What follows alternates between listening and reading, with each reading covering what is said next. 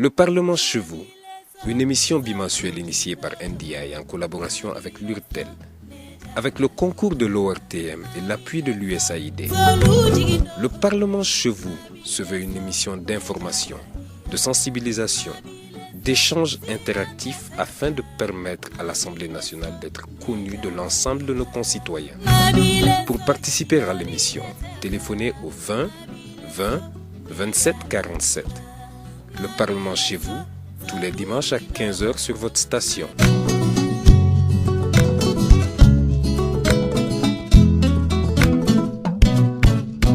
Mesdames et messieurs, bonjour. Bienvenue à l'émission Le Parlement chez vous. À la technique, Seydou Daou et au micro, Seydou Baba Traoré. La haute autorité de la communication, HAC, c'est le thème de ce numéro. Pour en parler, nous avons comme invité l'honorable Boulkassoum Touré, député élu en commune 1 du district de Bamako. Bonjour, honorable. Bonjour.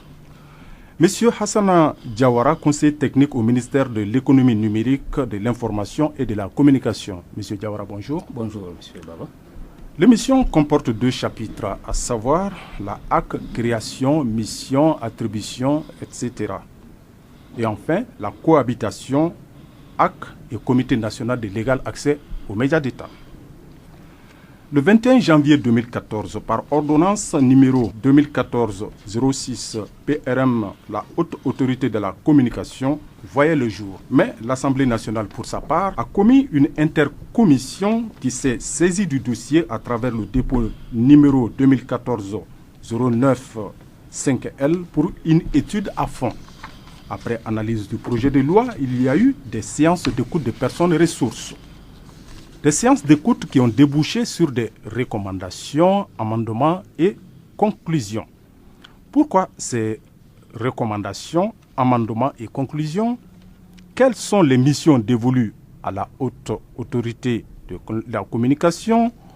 Comment la HAC et le Comité national de légal accès aux médias d'État vont-ils cohabiter? Quelles sont les composantes de la HAC? Qui sont ses membres? Comment sont-ils désignés et pour combien de temps? On en parlera dans un instant. Encore une fois, bonjour mes chers invités. Il aura fallu beaucoup de temps, beaucoup d'amendements, beaucoup de gymnastique pour qu'enfin la HAC voie le jour. Alors, honorable, je m'adresse à vous. Pourquoi il y a eu toutes ces acrobaties pour que la HAC voie le jour? Merci bien, Sédou. Par rapport à cette première question, je pourrais dire que ce ne sont pas des acrobaties, c'était plutôt permettre quand même une bonne compréhension au niveau de cette loi. Donc ça a suscité beaucoup de débats au niveau de l'Assemblée nationale. Comme vous venez de dire, il y a eu une intercommission qui a été mise en place. Avant la mise de cette intercommission, le dossier avait été imputé au niveau de la commission éducation, culture. C'est lors des travaux que nous avons été butés à un certain nombre de choses et qu'en conférence de président, il a été estimé qu'il serait bon quand même d'élargir ça à d'autres commissions. Et c'est ce qui a fait que l'intercommission a été créée. Et quand vous regardez un peu, ce document révèle des spécificités qui sont propres à notre pays. Ce qui fait qu'une cohabitation aujourd'hui entre la HAC et le comité d'égal accès, c'était le débat fondamental. Ok, on va en parler au cours de ce débat. Je m'en vais me tourner un peu du côté de Hassana. Est-ce que vous, en faisant cette ordonnance qui a fait l'objet d'études et qui est montée jusqu'au niveau de la Cour constitutionnelle, est-ce que vous vous attendiez à ça? Bon, pas trop surpris pour qui connaît le secteur de la communication, qui est un secteur très sensible. Tout le monde est intéressé. Si je dis tout le monde, il s'agit des pouvoirs publics.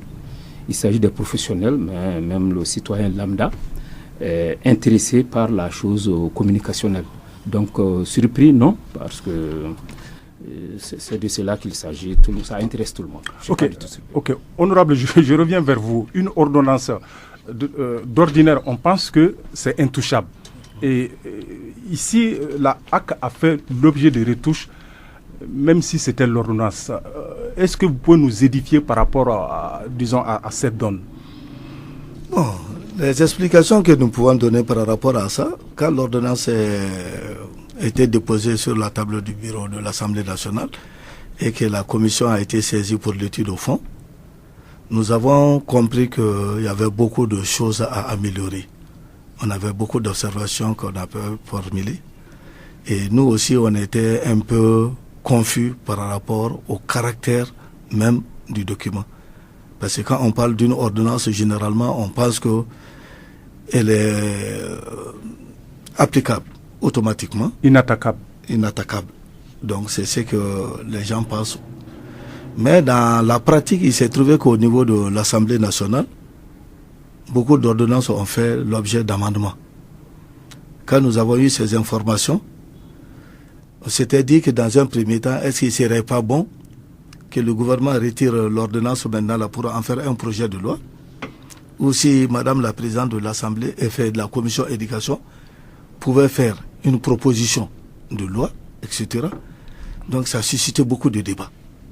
Et par finish maintenant, et ce qui était convenu, c'était de porter des amendements sur l'ordonnance. Et quand on est arrivé à ce niveau-là, on nous a dit non, vous ne pouvez pas porter d'amendement au niveau d'une ordonnance. Quand ça vient comme ça, vous l'acceptez de cette façon et la ratification suit. Donc ça a fait l'objet de beaucoup de débats et c'est ce qui a amené l'Assemblée même à écrire au niveau de la Cour constitutionnelle pour que la Cour constitutionnelle quand même puisse trancher définitivement cette chose-là. Donc quand la correspondance a été envoyée, effectivement, il y a eu la réaction de la Cour constitutionnelle qui dit que nous pouvons porter bel et bien des amendements sur l'ordonnance. Ok. Ce bébé même, la HAC, Hassana, c'est quoi? La HAC, c'est quoi? La HAC, c'est une longue histoire. Je vais aller jusqu'au niveau de la... Après les événements de mars 91, vous savez, il y a eu la conférence de juillet à août 91. Et c'est au cours de cette conférence que les professionnels au niveau des médias avaient déjà souhaité qu'il y ait un organe de régulation. Vous savez, dans ce domaine, dès qu'il y a ouverture, c'est-à-dire quand un secteur est libéralisé, ouvert à la concurrence, automatiquement il y a nécessité de mettre en place un système de régulation pour faire l'équidistance, pour que la concurrence puisse se jouer à fond. Donc c'est au cours de cette conférence nationale déjà que l'idée d'avoir un organe de régulation et même des organes d'autorégulation que cette idée a germé. Effectivement, ça a été pris en charge. Donc au moment de l'élaboration de ce qu'on appelle les textes fondamentaux de la République, à savoir la Constitution, la loi électorale, la charte des partis, y compris la loi sur la presse et les délits de presse, qu'à côté, on a senti la nécessité de créer. Malheureusement pour nous, malheureusement ou heureusement, alors au lieu d'avoir un organe unique, nous, la spécificité malienne, c'est qu'on a eu affaire à deux organes. D'un côté, puisque la Constitution déjà parlait d'un organe qui allait faire légal accès aux médias d'État, donc cet organe a été créé, mais à côté, les professionnels ont estimé aussi qu'il fallait un autre organe qui va assurer la régulation. C'est ce qui a été consacré par une loi de 92, si je ne m'abuse. Le Comité national de légal accès aux médias d'État a été créé par une loi organique. Donc c'est cette régulation à double visage que nous avons eu au Mali, une spécificité en la matière. Donc vous voyez que ça a mal fonctionné parce que le Conseil supérieur qui était censé faire la régulation, on s'est rendu compte qu'en vérité, en lisant les textes, qu'il n'avait aucun pouvoir. C'était simplement un organe d'avis. Et c'est à partir de là que les secondes journées et les troisièmes journées qui ont eu lieu en décembre 2009 ont recommandé qu'il faille aller à un organe unique qui à son tour, butait sur le fait que la Constitution n'est pas révisée. Donc, on ne pouvait pas avoir l'organe unique tant que la Constitution est restée en l'état. Voilà un peu l'historique de la régulation au niveau du Mali qui a amené cet acte-là. Ok. Honorable, vous voulez ajouter quelque chose à l'historique? Non, pas grand-chose. Je pense que l'essentiel a été dit. Seulement que c'est le caractère fondamental même du Conseil supérieur de communication, qui était un organe consultatif et qui n'avait pas du tout une indépendance totale. Donc, vous voyez, et même en termes de budget aussi. Donc, ça fait qu'il y avait beaucoup d'insuffisances et on a compris qu'il serait bon plutôt quand même d'aller à un organe beaucoup plus fort, capable quand même de jouer ce rôle de régulation comme ça avait été souhaité. Ok. Hassana, je reviens vers vous par rapport aux missions et attributions de la haute autorité pour la communication, la HAC. Oui. Quelles sont ces missions? Alors, vous l'avez dit à l'entame de cette émission, la HAC a été créée par une ordonnance, c'est l'ordonnance 2014-06 du 21 janvier 2014 en tant qu'organe indépendant, ça c'est important, qui est chargé, qui a sous son autorité tous les médias nationaux et internationaux, entendu les médias qui évoluent sur notre territoire. Alors, la HAC a pour mission de réguler à la fois l'audiovisuel, la presse écrite, la publicité et la presse en ligne. Donc, elle a dans son champ toute la presse dans sa globalité, la communication de façon générale. C'est la HAC aussi qui autorise la création des services privés de communication audiovisuelle. Et là, ça aussi, dans son mandat. Et entre autres attributions, elle a des attributions d'alerte et de veille, des attributions de consultation et de recherche, c'est-à-dire elle donne son avis, et un pas important, elle contrôle et elle sanctionne en cas de besoin. Voilà en gros schématisé ce que la HAC doit faire. Ok, on va rentrer dans les détails tout au long de cette émission. Honorable, je me tourne vers vous. Le texte, quand c'est arrivé au niveau de l'Assemblée nationale, comme vous l'avez dit, ça fait l'objet en tout cas de beaucoup de retouches que vous avez appelé amendements. Est-ce qu'on peut savoir le pourquoi d'abord, l'esprit, disons, de ces amendements et les nouveautés qui ont été apportées au texte? Bon, maintenant, par rapport aux amendements, le but, ce n'était pas d'alourdir, mais c'était plutôt de rendre plus digeste et de préciser quand même tous les éléments retenus en termes d'amendement. Sinon, fondamentalement, ça ne modifiait pas. Mais ça précisait quand même, il y a des motivations qui nous ont amenés à ça. Et pour chaque amendement, la motivation maintenant de la commission a été évoquée. Ok. Je crois qu'il y a au total 8 amendements. Oui. Bon, maintenant que le premier amendement, si je ne m'abuse, ça concerne l'article 16. Quelle est la nouveauté? Bon, au niveau de l'article 16, la motivation, c'est plutôt dans le cadre de la clarification. Parce que si on dit que le secret professionnel n'est pas opposable, nous savons que pour les journalistes quand même, le secret professionnel est un concept large et sacré. Donc pour eux, c'est un pouvoir qui est là et personne ne doit toucher à ça. Mais quand vous regardez un peu les missions de la HAC n'est pas là pour aller divulguer. La HAC n'est pas là pour aller raconter. Parce que c'est secret, etc., qui appartiennent aux journalistes, mais se situent quand même dans des limites.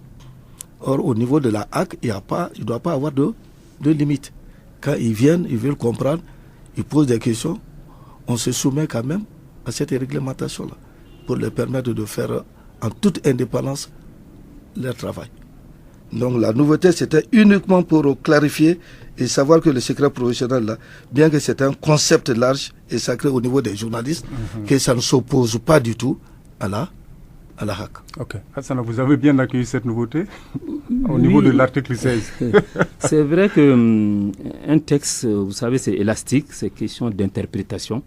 Nous, quand on écrivait cela, le secret, les visites au niveau des organes, on ne visait pas le contenu de la presse. C'était surtout l'aspect technique qui était visé. Mais comme il a dit, la sensibilité des journalistes sur le principe sacro-saint du secret professionnel, nous avons donc dû concéder cela.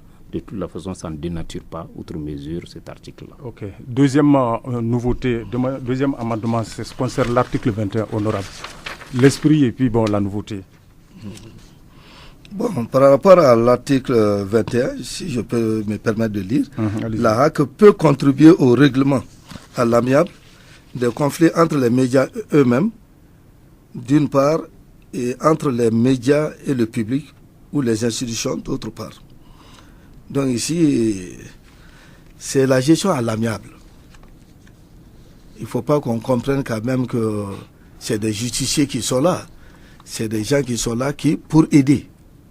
Si on parle de gestion à l'amiable, quand même, c'est pour contribuer au règlement de façon pacifique. Or, dans les rapports de collaboration, quand même, les conflits, il faut s'attendre à ça.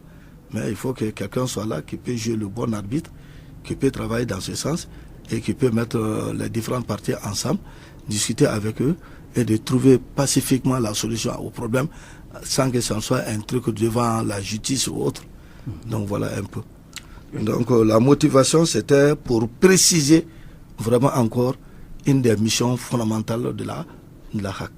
Ça ne dénature pas tellement le texte initial. Vous voyez qu'ils ont dit d'une part, ça veut dire qu'ils ont séquencé les différentes interventions de la HAC. Pour mieux préciser. Tout à fait. Ok, d'accord. Sinon, le fond y est. Ok, d'accord. On passe, honorable, à l'article 24.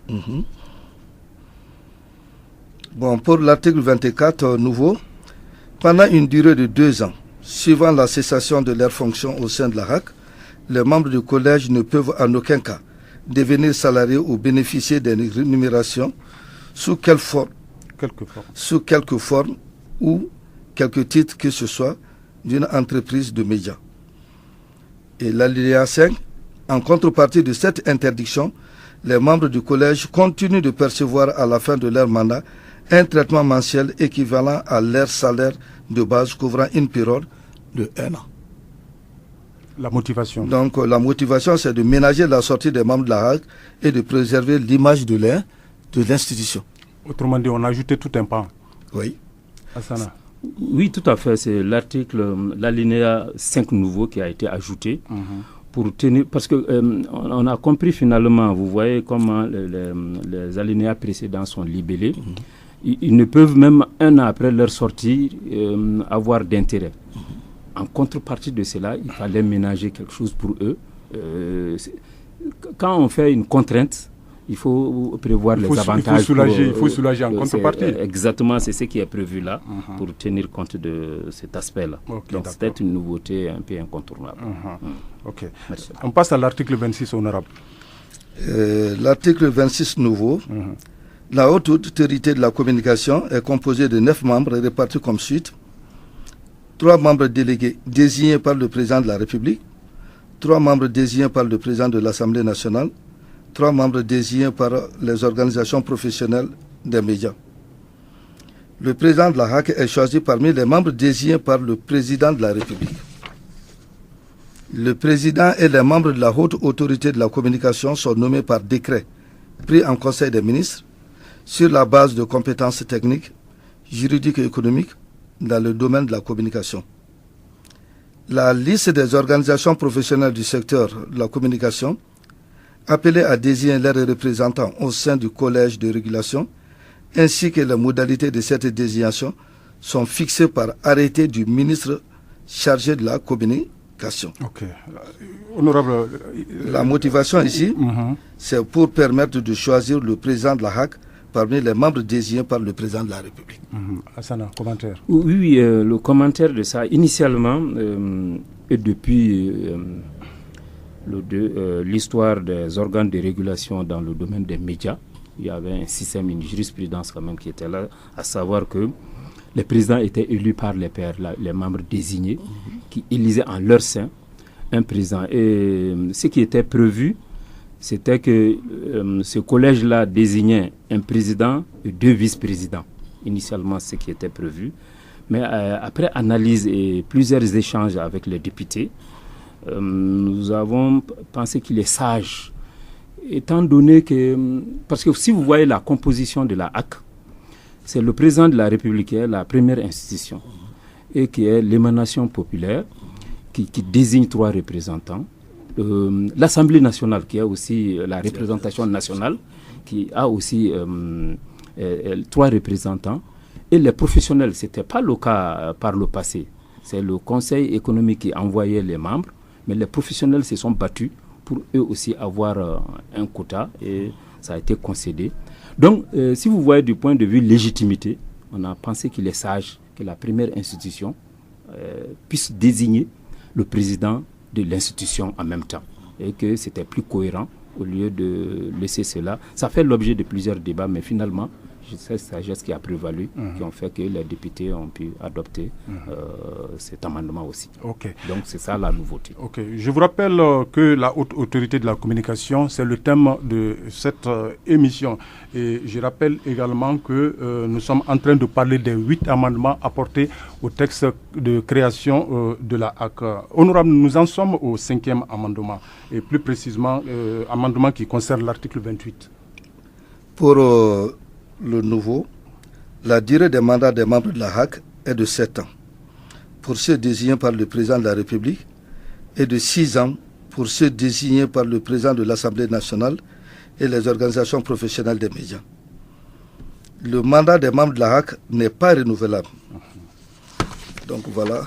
Ok, Hassana, oui, on voit qu'il y a une petite démarcation. Ah oui, le commentaire de ça, effectivement, initialement, on avait, vous savez, en matière de mandat, le principe là aussi, c'est que les mandats, quand il est court, à savoir 3 ans, les mandats de 3 ans, généralement, sont renouvelables une fois. Mais dès lors que le mandat dépasse 4 ans, 5 ans, on arrive à 5 ans, en général, on fait non renouvelable. Donc, dans l'ordonnance, nous avions un système où les 3 représentants du président de la République, un représentant du président de la République, un représentant du président de l'Assemblée nationale et des organisations professionnelles avaient chacun 7 ans. Et tous les autres avaient 5 ans. Donc en vérité, le mandat était de 5 ans, sauf pour ces 3-là.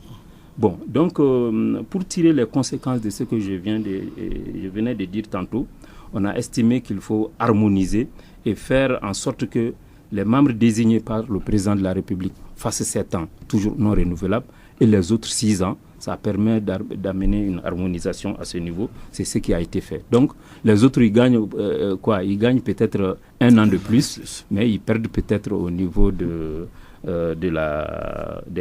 3 qui avaient 7 ans. Okay. Donc, c'est vraiment une solution de compromis. D'accord. Honorable, on passe maintenant à l'article 40.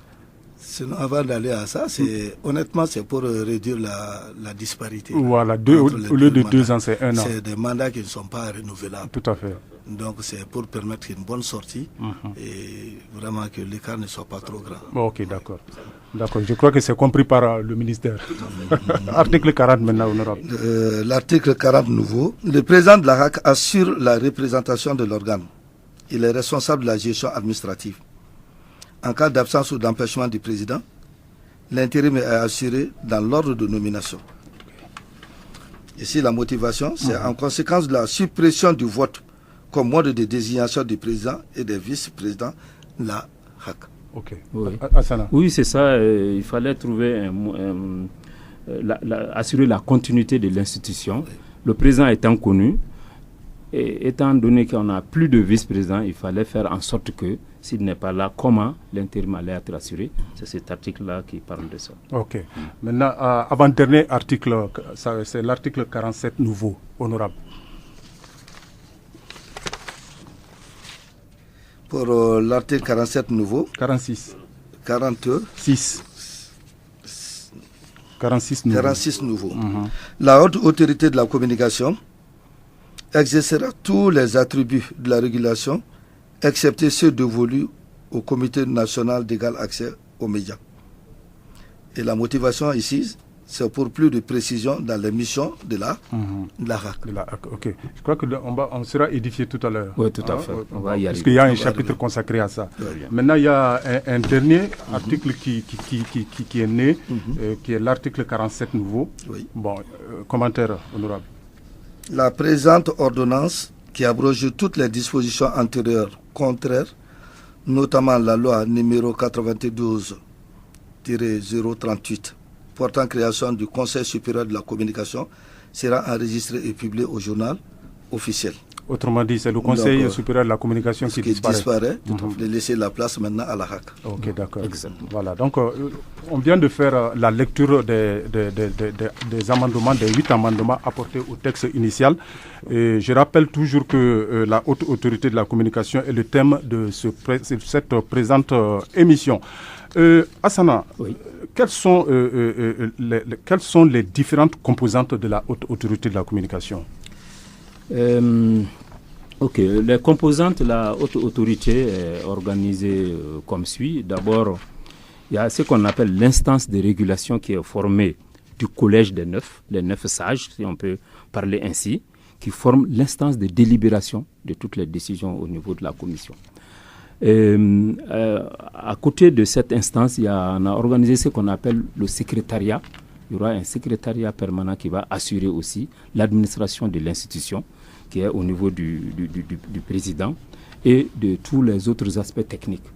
Mais concernant l'organisation proprement dite, la loi s'est référée à l'instance elle-même pour déterminer son organisation interne à travers un règlement intérieur. Nous n'avons pas voulu, à ce niveau, dévancer l'institution compte tenu de son indépendance. C'est eux-mêmes qui vont s'organiser à travers un règlement intérieur pour déterminer comment les organes vont fonctionner, quels sont les services, parce que les 9 ne pourront pas tout faire. Ils doivent s'appuyer sur un service administratif technique pour pouvoir prendre leurs décisions. Et c'est là l'État veillera à mettre à leur disposition toutes les compétences nécessaires pour que la HAC puisse mener à bien sa mission. Ok. Honorable, vous avez des commentaires à ce sujet? Non, ça c'est une gestion administrative de la chose. Tout à fait. Parce que là, quand même, il faut qu'on leur donne toutes les technicités requises pour pouvoir mener à bon cette mission. Donc si c'est nécessaire de mettre un cabinet autour d'eux, c'est eux qui comprendront ça. Ça, c'est l'administration. Donc, c'est interne. C'est interne, ça ne relève pas de l'Assemblée. Ok, d'accord. Je reste avec vous, honorable. Au cours de vos travaux, vous avez fait aussi des recommandations. Est-ce qu'on peut savoir la nature de ces recommandations? Bon, nous avons eu à faire 2 recommandations.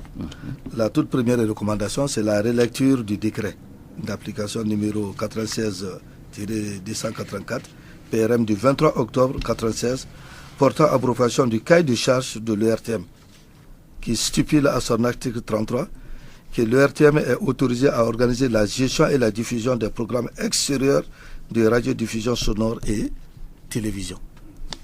Hassana, oui. Commentaire à ce sujet? Oui, ça c'est, comme on dit, non-comment. C'est-à-dire que nous sommes dans un processus de relecture de tous les textes de l'ERTM, parce que ça c'est à la faveur de la transition numérique. Et effectivement, si vous prenez la loi 019 sur les services privés, qui parle beaucoup aussi de cet organe-là. Je crois toute la régulation des autres organes qui doivent accompagner sont régis par cet organe-là. Donc, la relecture du cahier des charges de l'ORTM aujourd'hui est incontournable au vu du paysage nouveau qui va s'annoncer à partir de la transition numérique. C'est incontournable. Ok. La deuxième recommandation? La deuxième recommandation, c'est pour renforcer l'indépendance de la HAC. Nous avons dit la dotation de la HAC d'un budget conséquent lui permettant d'exercer pleinement et en toute indépendance sa mission.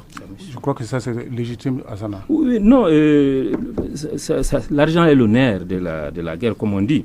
De toute façon, dans la loi, dans l'ordonnance portant création de la HAC, il y a déjà des ressources qui sont prévues, y compris une partie du dividende numérique.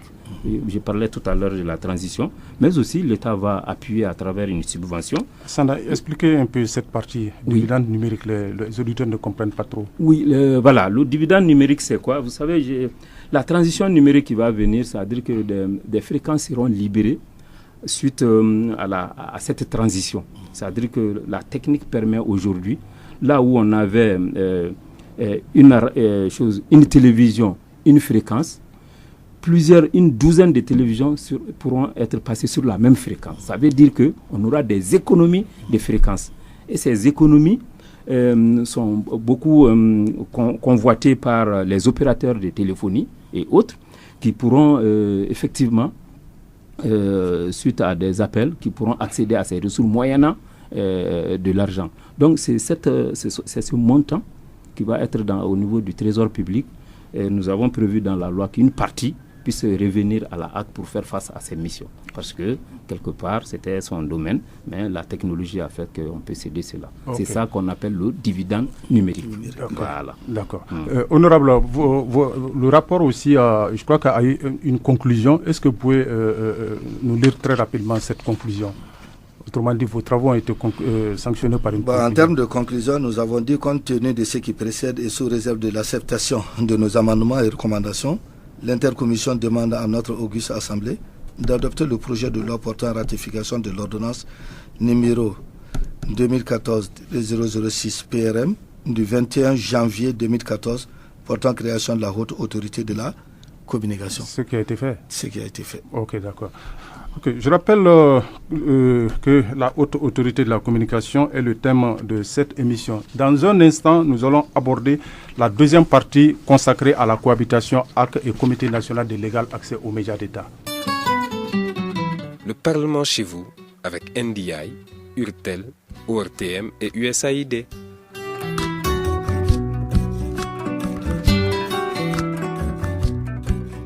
Deuxième partie de cette émission, elle est consacrée à la cohabitation HAC, Comité national de légal accès aux médias d'État. Hassana, oui. Comment la HAC et le Comité national de légal accès aux médias d'État vont-ils cohabiter? Une grande question, une question qui a préoccupé plus d'un depuis le démarrage du processus d'adoption de ces textes.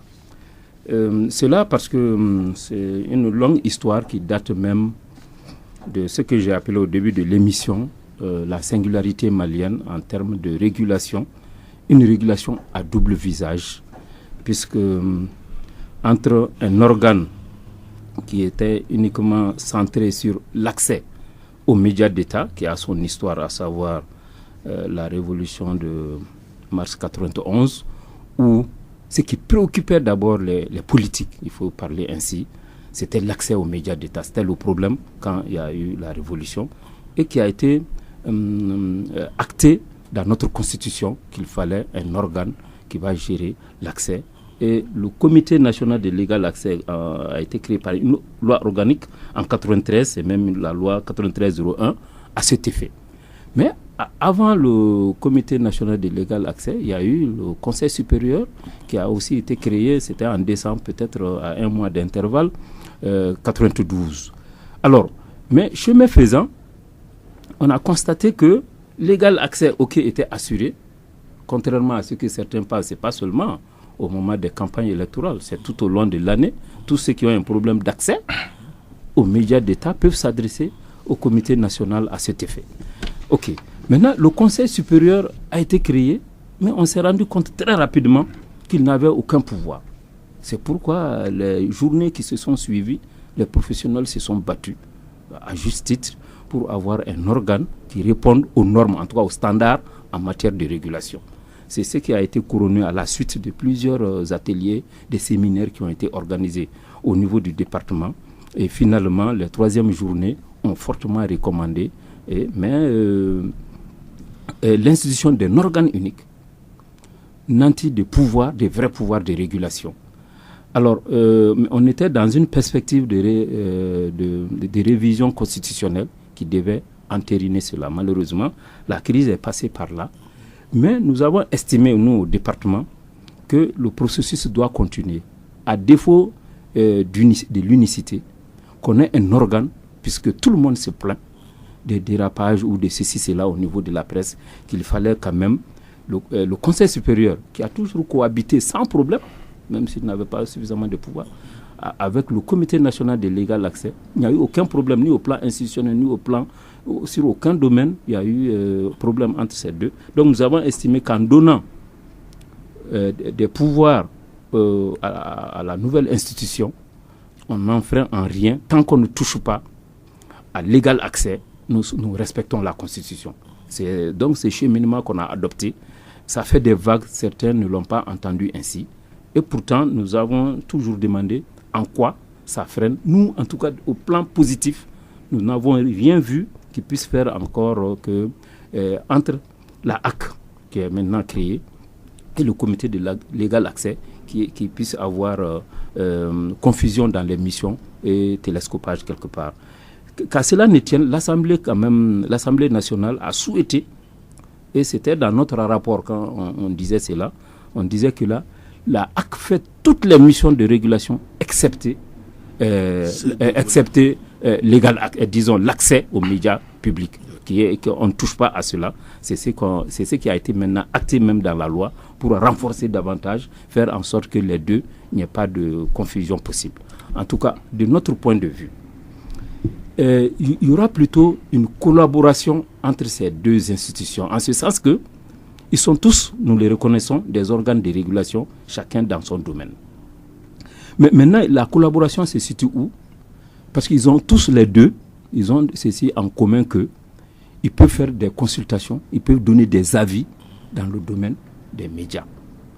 Ils peuvent aussi participer à la formation qui est un pas important, la formation des médias, suggérer la formation au niveau des médias, ils ont ceci aussi en partage. Donc, plutôt que d'antagonie, il y aura, à mon avis, une complémentarité entre ces deux institutions en attendant que la Constitution soit révisée et que l'objectif final, qui est l'organe unique, on puisse arriver à cet organe unique qui va consister simplement à avoir un organe qui va prendre en charge l'autre pan de la régulation d'un côté ou de l'autre. Ok. Voilà. Honorable, je me tourne vers vous. Est-ce que c'est la même appréciation ou bien à un moment donné, vous avez voulu toucher, disons, à l'une ou l'autre entité? Bon, je pense que c'est la même appréciation, parce que chez nous, quand nous organisons les écoutes, nous appelons toutes les parties prenantes. On essaie d'écouter, d'échanger avec les gens. Et c'est fort de tout ça maintenant là, que nous élaborons quand même nos rapports. Et en la matière maintenant, dans la compréhension des débats, on a compris que ces deux-là peuvent travailler si chacun reste dans les limites de ses pouvoirs. Et nous avons même compris qu'ils peuvent aller même à des trucs de collaboration ensemble. C'est ce qu'il vient de dire. Des missions qui se recoupent. Donc il y a un rôle de complémentarité qu'ils peuvent jouer ensemble. Et tant que la Constitution est à ce état-là, sous cette forme, le légal accès va toujours demeurer. Donc les limites de légal accès sont connues et les limites de la HAC aussi sont connues. C'est ce qui fait dire à certains qu'il y a toujours deux entités. Or, initialement, on voulait avoir une seule entité. Asana. Oui, c'est ça, c'est leur souhait, c'est légitime. C'est le verre à moitié vide ou à moitié... Oui, non, pas du tout. Nous, ça ne nous pose pas problème. Si vous permettez, je vais vous lire un tableau comparatif des attributions des trois entités, si je peux parler comme ça. Parce que jusqu'à présent, jusqu'à l'installation de la HAC, c'est le Conseil supérieur qui va continuer à travailler. Oui. Ça, c'est ce que l'ordonnance dit. Donc, si vous prenez les domaines de compétences, à savoir les secteurs de la presse, de l'audiovisuel, de la publicité, qu'en est-il des fonctions, des attributions de ces organes? Si vous prenez le Conseil supérieur, il couvre effectivement le secteur de la presse et de l'audiovisuel public et privé. Ce n'est pas interdit qu'il intervienne chez le public. Ça c'est connu. Maintenant, si vous prenez le Comité national de légal accès, son domaine de compétences est limité à la presse et à l'audiovisuel uniquement public. Il n'a rien à voir avec le privé.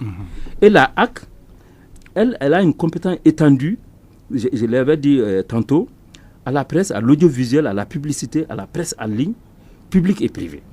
Okay. Est-ce que vous voyez? Donc, si vous prenez ça, on se rend compte en termes d'observation que le Comité national a une compétence uniquement pour gérer les médias publics. Et en matière d'accès. Ok, accès. En plus. D'accord. Oh, ouais. C'est public et c'est l'accès aux organes publics. Ok. Voilà. D'accord. Nous arrivons pratiquement au terme de cette émission. En 1 minute, je vais vous donner à chacun la parole, en tout cas pour essayer vraiment de tirer les conclusions de ce texte ô combien important, et non seulement pour les professionnels et pour les usagers. Honorable. Bon, ce que moi je pourrais dire par rapport à ça, parce que c'est à partir de l'expérience passée que le souci d'améliorer tous ces textes-là est arrivé. il y a eu beaucoup de journées qui ont été organisées. Tout à fait.